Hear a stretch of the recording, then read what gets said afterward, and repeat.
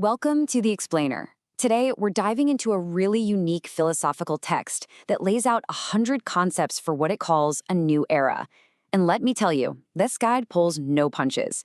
It tackles everything from the root of human suffering to a pretty radical new vision for society.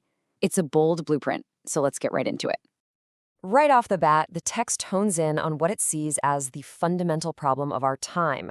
And the argument is, our biggest issue isn't politics. It's not the economy. It's not technology. It's something inside us. It's a crisis of the human soul. So you have to ask, right? If the root of all our problems is a spiritual crisis, well, what's the solution? The text proposes a very specific and very foundational answer. The entire philosophy here is built around one single, central figure who is presented as the key to solving this whole crisis of the soul. Okay, so before we go any further, we need to lock in a key term. The source uses the word Shangdi, and then in concept number 39, it actually defines this as the creator. So to stay true to the text's own definition, we're going to use the term the greatest creator throughout this explainer. The very first principle we see from concept number 2 isn't about some specific belief or doctrine. It's about an attitude. It's about reverence, a deep, fundamental respect for the creator, for life itself, and for the natural world. This is the bedrock for everything else that follows.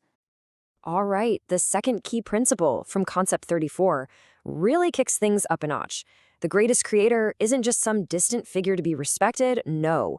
It's framed here as the main engine of reality itself, the ultimate productive force that literally brings everything into being. And here's where it gets really personal. According to concept 38, your well-being isn't a one-way street. The text argues that to find happiness, it's got to be an active partnership, a partnership between you and this universal creative force.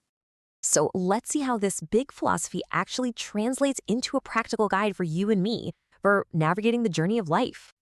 So the text starts by diagnosing the problem on a personal level. Concept 36 lists out the things that cause us to suffer. You've got the usual suspects, right? Greed, envy, but then it throws in some curveballs. The desire to control other people, a competitive mindset, and even being too attached to things like your family, your nation, or your religion. The solution it proposes from concept 27 is a complete flip of our priorities. It's pretty radical. Instead of chasing material wealth, the text says you should be seeking spiritual wealth first. Then comes mental wealth. And way down at the bottom, the least important of all is material wealth. You know, this leads to a really profound shift in how you look at the world. The text suggests you should see reality not as some big, serious battle to be won, but as a game. And the goal isn't to rack up a high score of possessions, it's to simply play with joy and awareness. Okay, now the text zooms out from the individual to society as a whole, and it proposes some truly unconventional ideas about how we should govern ourselves. The main idea for governance here is basically less is more. Concept number 5 calls for a minimalist government based on this principle of wu wei, or non-action. The argument is that the more a government tries to control and manage everything, the worse things actually get for people. So what would that even look like? Well, concept 16 takes a look at the two major systems in the world. It says Western, rule by law is too cold, too rigid. And it says Eastern, rule by man, is too complicated and random. So, it proposes a third way, rule by the Tao. And that just means aligning society with the natural universal order of things.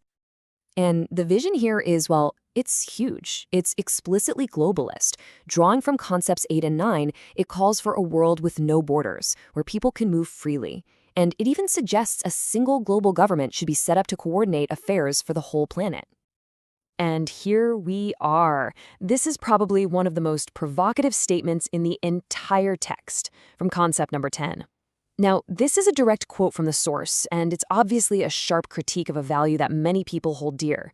It's really crucial to understand this point to grasp the full, unfiltered scope of this text's philosophy. All right, for its final section, the text zooms way out to give us this grand, cosmic perspective on what our place in the universe is all about. According to concept 25, life isn't just this one-and-done event. It's framed more like a single brief trip that our consciousness is taking here, in this particular physical reality. It's a temporary stop. The text really emphasizes what it sees as this unbreakable chain of cause and effect. Think about it. Your past choices have literally created the reality you're in right now. And this very moment, it's the result of your past, and at the same time, it's the direct cause of the future you're about to experience. And all of that leads to this incredibly powerful idea of radical self-responsibility. Concept 37 makes it crystal clear. There is no one and nothing else to blame for your life situation. Your today is the direct result of your own past, period. And that brings us to the final, challenging thought that this text leaves us with. Concept number 70 says that you are the one writing the script for your life with every single thought and action. But then it asks the million-dollar question, who's the director? The text's answer is the program. And that leaves us with the ultimate task, the real journey, to understand that program and to learn how to go from being just an actor reading lines to becoming the director of our own story.